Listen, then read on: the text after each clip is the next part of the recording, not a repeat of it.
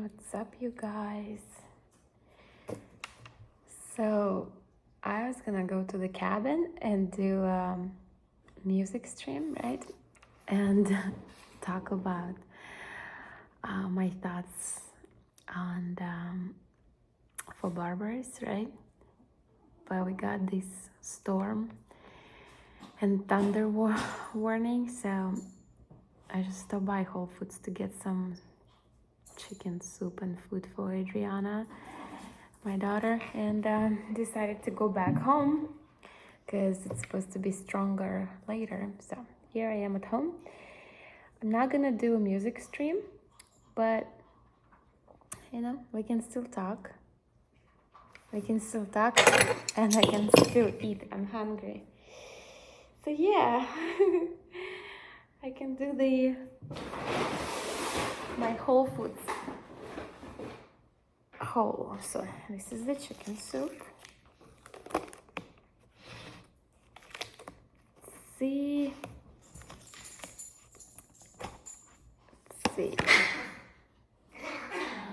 Daisy. It's actually really good. I haven't had chicken soup for a while. Daisy, stop! She goes crazy around food.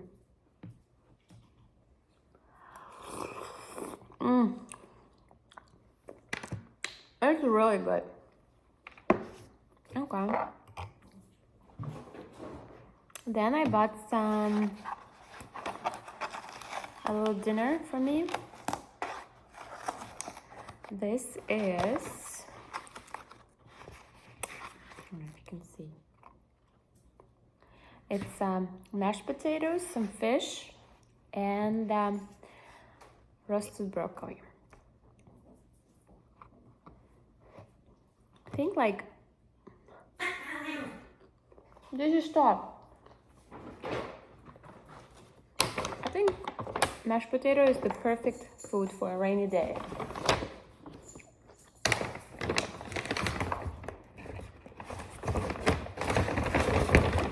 I got some peaches and I got this magazine about ChatGPT.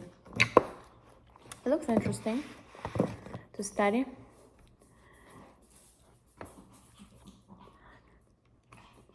I was particularly interested about create your own chatbots.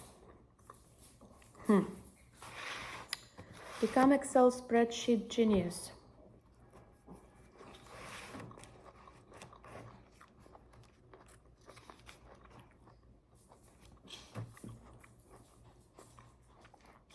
It's good.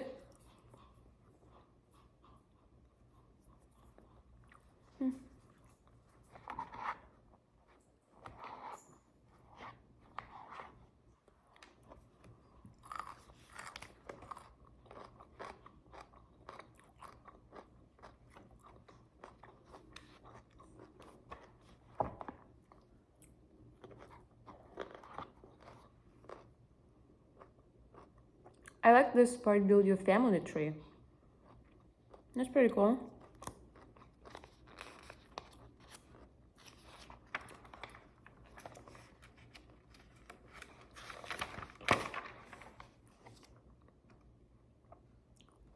Wow, that is pretty cool.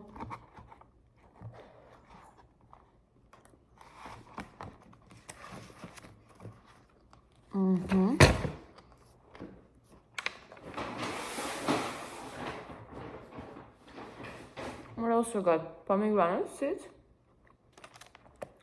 Adriana loves pomegranates. Well, second one, I got two, she already took one. Coconuts. Peaches. Those are like, these are nectarines. And these are peaches. And then Daisy, stop, oranges. There you go. Daisy. So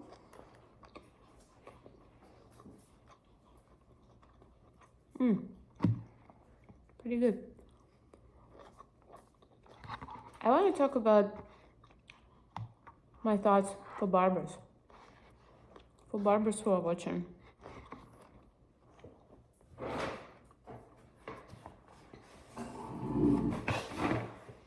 So pretty much, right?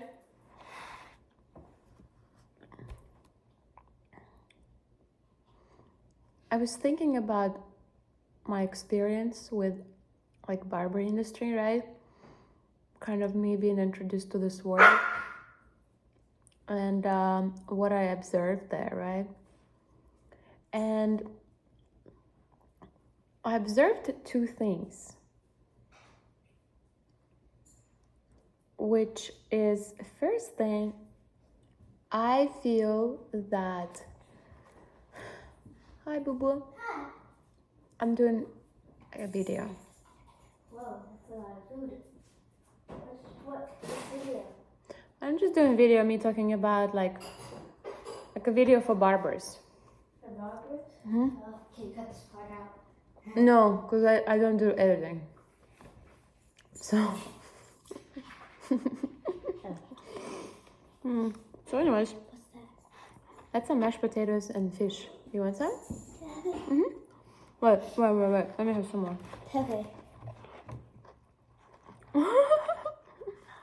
Oh. Thank you. Okay, you're welcome. That's it. Be careful with the soup. Yeah. You want some soup? Yeah. Okay. You want to put some soup for you? Eat this first. I want a little bit.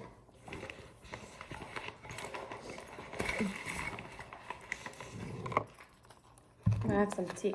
I was gonna go to the cabin, but we got like thunderstorm warning, so my plan changed. I have this Russian tea. Can you believe it? I don't know how old it is, so I hope I don't die. I don't think it's Look bad. how cute this is. Can I try it? The tea? Yeah. No, let's not risk your life. Mom! Please. Pomegranate.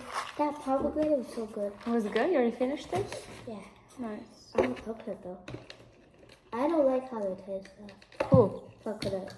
Coconuts? I still have it. Let me have one. I don't like it, but it looks so cool. I can't. It looks cool. That's why I eat it. There is it. The texture is cool, huh? Mm-hmm. It's so bad. What? No, this. The coconut? The toddy? Mm. You wanted it? You want coconut? Mm.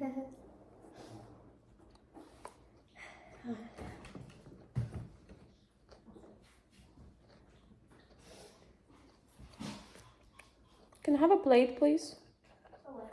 I need to put this thing. I need to put this thing away. Can I have some soup? Yeah. Hold on. I'll be right back. Okay. Wait, I'm gonna help you here. I'll bring the plate here.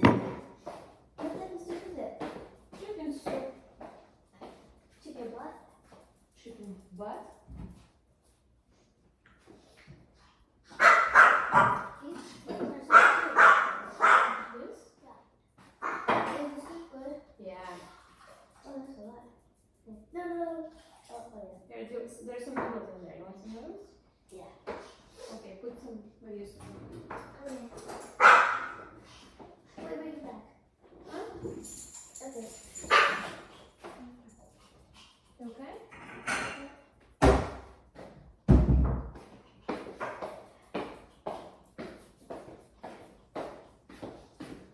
Here we go. So yeah. By the way, this is the tea I'm drinking. For those who can read Russian. Hold on. Here you go. Yes, so anyways, yeah.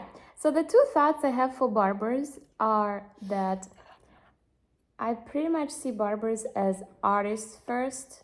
I feel like a lot of barbers get into this like kind of a hustle, a rhythm, you know, and it's just taking more as like, you know, I'm just cutting hair, whatever. Oh, he went in here. Interesting. Collected all the water. And then I feel though artists, I mean, every barber is an artist first because that's art, you know, that's art. And I feel like maybe barbers don't get to express their artistic side as much as they maybe wished because of the demands of you know, of the job.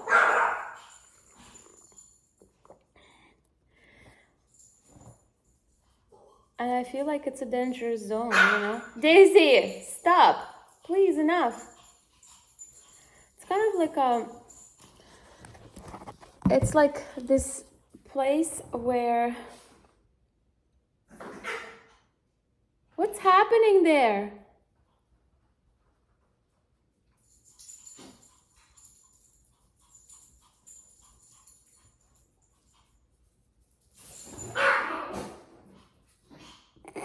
Daisy, stop.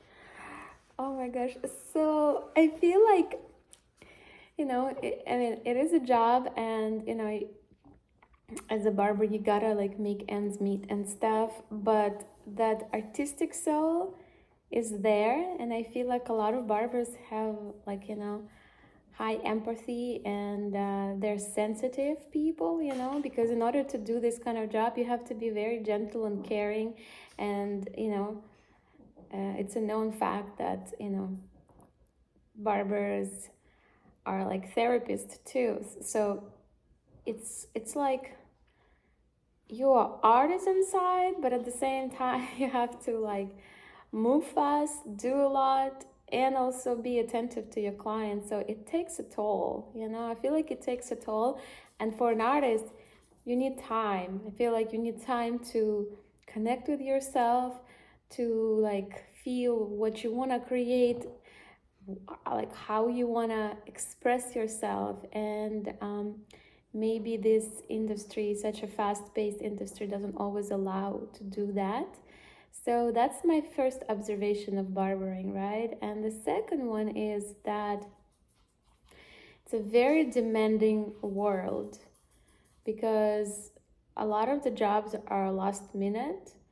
And even though, from what I see, barbers do love their clients like their family, you know, it still could be interfering, you know, some personal boundaries and stuff, especially if you have a family, or, you know, you want a family. And so there has to be like a very delicate balance, because connecting my previous thought that barbers give so much, right? They're like very giving people.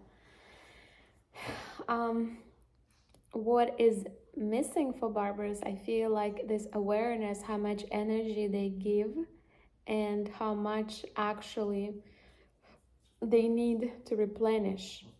I think they just give, and you know, not, maybe some barbers are, you know, but I feel like just in general, there is a small awareness of how much care they have been needing and self-neglecting just due to the demands and performance, you know.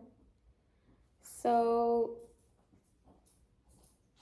I feel like what's the conflict here? Okay, there's two things. Barbers are, you know, creative, but maybe they don't always get to express their creativity because they have to make money and serve their clients, you know. And second is they don't have enough self-care, awareness, support system, structure around their lifestyle, right? Because Sometimes they have early clients, sometimes they have clients at night, and clients non-stop, and, so it's just like when I was around um, the barber world in Los Angeles, I'm not gonna lie, I'm a very sensitive person, and I like kind of feel things deeply. So I felt that rhythm, and I was quite frankly like overwhelmed by demands that are laid down on barbers, you know? And I'm saying this not from, judgment, but from observation of compassion, how much barbers need to give, right? And again, it's such a job where when client comes in, you want to give the best. You need to be on top of your game, in terms of the skill, because the person is going to look in the mirror, it's their hair, they want to get a great haircut, and then at the same time, you got to be there for them personally. You can't just like outsource your hands to do the job and you be like turned off mentally, right? You have to listen, you have to participate. It's a lot of energy that barbers have to like take in, and I feel like barbers are that, like, it's that profession which pretty much like requires a lot of just like energy to perform every day. Barbers started hundreds of years ago, is when men would come to barbers not only just to cut hair, but just for barbers to be like pretty much like healers. And right now it's one of the last places where men go and they can actually like open up. Not necessarily like I would say clients would share everything with the barber, because I think it depends on the atmosphere of the barbershop and connection and stuff built, but I do believe they share a lot. And for a barber to carry so many stories, so many emotions of other people, um, it's a lot. It could be very tiring and exhausting, and maybe not even every barber realizes that, just because they're built to push, to go to like next client and serve, like they're just like very driven people, and striving for the best every day. So with all of that, right, where am I heading here with this thought is that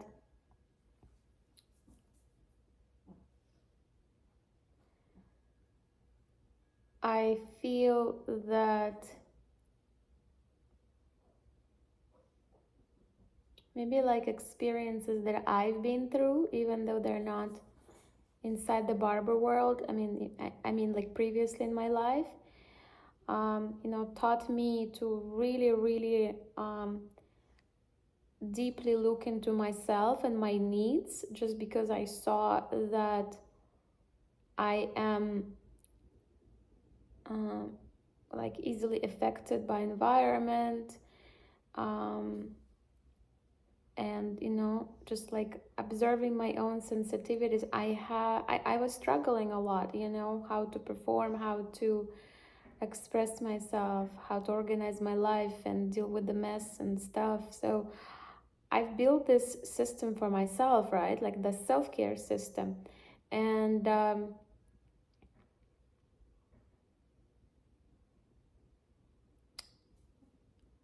I saw that, what I did before with like women and mothers, I thought that was where the application is, right?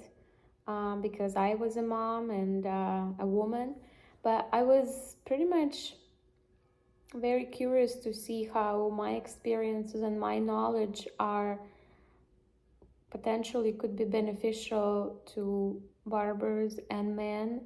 And I started sharing content in July, a little bit.